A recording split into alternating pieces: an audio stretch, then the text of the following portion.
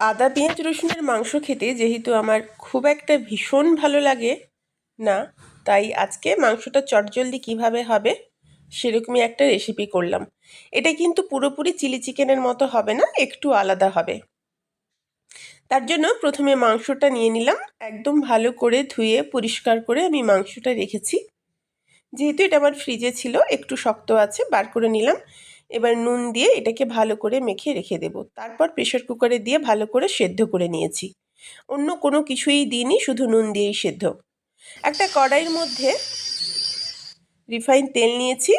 মশলার জন্য নিয়েছি পেঁয়াজ, রসুন, আদা, গোলমরিচ আর শুকনো লঙ্কা। কড়াইয়ের তেলটার মধ্যে আমি প্রথমে দিয়ে নেব বেশ খানিকটা সাদা তিল। সাদা তিল দেওয়ার পর দিলাম কারি পাতা। ওই মশলাটা আমি হালকা থেতো করে বা বেটে রেখেছি, পুরো পেস্ট করিনি। ওই হালকা থেতো মশলাটা এবার আমি দিয়ে নেব এই তিল আর কারি পাতার সাথেই। যেহেতু এই রান্নাটাতে কারি পাতা দিচ্ছি, এর ফ্লেভারটা কিন্তু অন্যরকম একটু হবে। এবার এর মধ্যে সামান্য পরিমাণে আমি কাজু দেব। আমার এই কাজুর দানাটা মুখে পড়লে ভীষণ ভালো লাগে, তাই দেওয়া। চাইলে দিতে পারেন, না চাইলে নাও দিতে পারেন। মশলাটাকে আলতো করে ভেজে নেব। মশলাটা কিন্তু পুরো বাটা নয়, দেখতেই পাচ্ছেন। এটাকে সামান্য সামান্য বাটা। এবার আমি বেশ কিছু সবজি কেটে রেখেছি। সবজির মধ্যে নিয়েছি ক্যাপসিকাম, বাঁধাকপি, পেঁয়াজ আর টমেটো, কাঁচা লঙ্কা। এই সবজিগুলোকেও আমি আলতো হাতে ভেজে নেব। আলতো হাতে ভেজে নেব এই কারণে, আলতো হাতে ভেজে নিলে এটা ক্রাঞ্চি থাকবে। ক্রাঞ্চি ক্রাঞ্চি ভাব থাকলে এইটা খেতে খুব ভালো লাগে। শুধু চিলি চিকেনের যখন করবেন, পেঁয়াজ আর ক্যাপসিকাম যখন দেবেন, সাথে একটু বড় বড় পাতা করে বাঁধাকপি কেটে দেবেন। ওই বাঁধাকপিগুলো খেতেও যে কি অসাধারণ লাগে তা বলে বোঝাতে পারবো না। তাছাড়া সবজি দিলে বাচ্চাদের খেতেও তো, খেলে তাদের শরীরের জন্যও ভালো, তাই দেওয়া। এবার আলতো হাতে এটাকে ভেজে নেওয়ার পরে এটাকে আমি তুলে রাখবো। সাধারণত অন্যদিন আমি চিলি চিকেন করলে যেভাবে করি সেটা এভাবে নয়, দেখাবো কোনো দিন। স্কুল থেকে ফিরে এসে অত মাংস কোটিং করে ভেজে তারপরে রান্না করতে সত্যিই যেন আর শরীর টান না।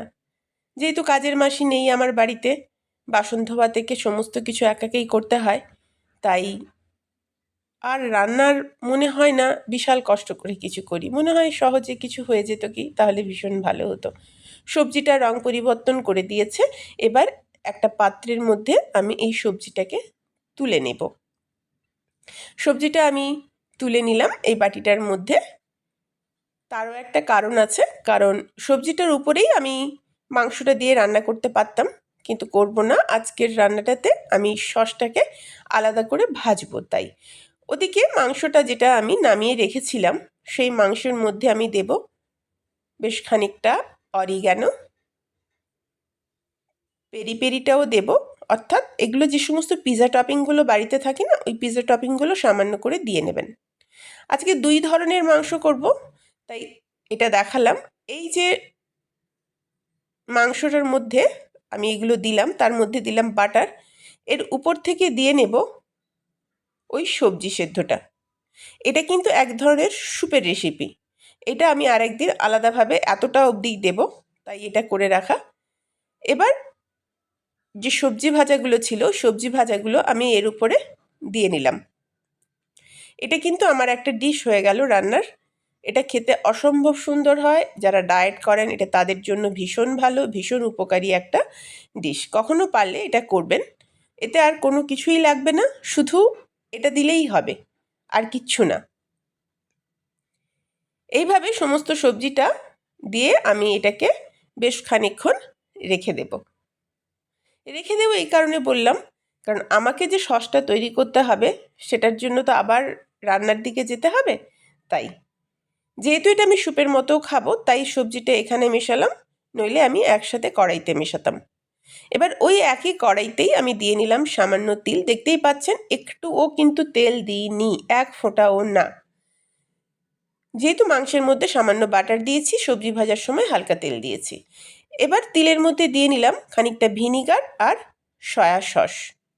যেহেতু এটা চিলি চিকেনের মতোই হবে, বা এক ধরনের চিলি চিকেন বলতে পারেন, তাই সসের ব্যবহারটা তো চাই, সস না হলে কি করে হবে। এবার দিলাম টমেটো সস। উফ, টমেটো সসের রঙটা দেখলেই যেন পাগল পাগল লাগে, এত সুন্দর রঙ।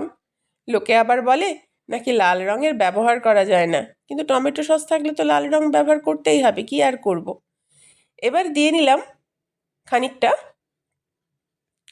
Chilli sauce. সমস্ত সসটাকেই এখানে খুব ভালো করে আমি ভেজে নেব। এটা আলাদা করে ভাজলে এর একটা আলাদা স্বাদ হয়, আর যখন আমি একসাথে মাংসের উপরে দিই তার একটা আলাদা স্বাদ। এটা যেহেতু চটজলদি রান্না, দেখে মনে হচ্ছে অনেক কষ্টের, না না, অনেক কষ্টের নয়। মাংস তো সিদ্ধ করাই আছে, শুধু সস ভাজলেই হলো। সামান্য এখানে কর্নফ্লাওয়ার আমি জলে গুলে দিয়ে নিলাম ওই সসের ওপর। কর্নফ্লাওয়ার যদি বাড়িতে কারো না থাকে চিন্তা করবেন না, খাওয়ার অ্যারারুট বা ময়দা গুলেও অল্প দিয়ে নেবেন। এবার দিয়ে নিলাম একটু পরিমাণে জল, কারণ যখনই আমি কর্নফ্লাওয়ারটা দিলাম এটা ঠিক হয়ে বসে যাওয়ার সম্ভাবনা অনেকটা রয়েছে।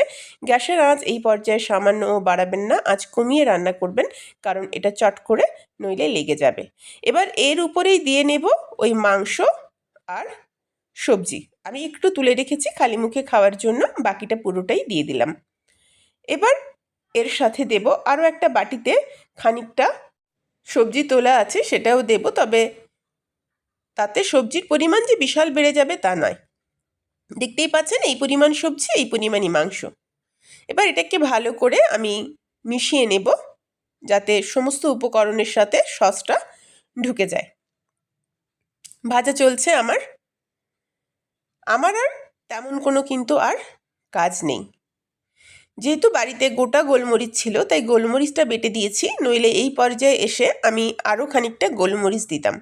এই ধরনের রান্নাতে গোলমরিচের ব্যবহারটা কিন্তু খুব ভালো যায়। চিলি চিকেনে কিন্তু সামান্য চিনি দিলেও তার স্বাদের ভালো হয়। খেয়ে দেখলাম টকটা আর একটু লাগবে, তাই আরও একটু টমেটো সস আমি এর মধ্যে দিয়ে নেব।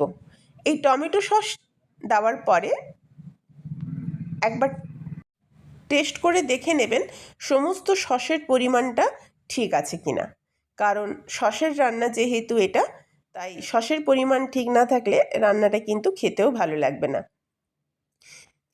বারবার বলছি যে চিলি চিকেন রান্না করতে ভেজে ঝামেলা করে অনেক কষ্টের, তার থেকে এরকম সেদ্ধ করে রান্না করে দেখবেন, খেতেও ভালো, তেলেরও কম ব্যবহার, আর সত্যিই সেদিন রাতটা বা সেদিনের যখনই খান আপনাদের খাওয়াটা কিন্তু একেবারে জমে যাবে। এবার যেটা দিলাম এটা কিন্তু দিলে রান্নার স্বাদ আরও অনেক অংশে বেড়ে যাবে, সেটা হচ্ছে মধু। এই মধু যদি দেন রান্না আরও সুন্দর লাগবে চিলি চিকেনের ক্ষেত্রে। আর উপর থেকে একটু রসুনের গন্ধ না এলে চিলি চিকেন কি আর জমে, তাই উপর থেকে দিয়ে নিলাম আরও বেশ খানিকটা, বেশ বড় বড় 4-5টা রসুন আমি থেতো করে নিয়েছিলাম। এটাকে কোনো কুর্নির সাহায্যে কুড়ে দিলেও খুব ভালো হয়। চিলি চিকেন তাই চিলি তো দিতেই হবে। দিয়ে নিলাম আরও কয়েকটা কাঁচা লঙ্কা আর পাকা লঙ্কা। রঙটা দেখতে পাচ্ছেন কেমন হয়েছে। রান্নাটা কিন্তু প্রায় শেষের মাথায় হয়েই এলেও বলতে পারেন। এবার একটা ডিশে সাজিয়ে নেওয়ার শুধু পালা। ব্যাস, আমার কিন্তু এই রান্নাটা একেবারে কমপ্লিট। আর এটা রুটি, পরোটা, বাড়িতে যেজনই আসুক না, জয়জনই আসুক না কেন, করে রান্না করে খাওয়াতে খুব সুবিধে, আর সবের সাথে কিন্তু যায়।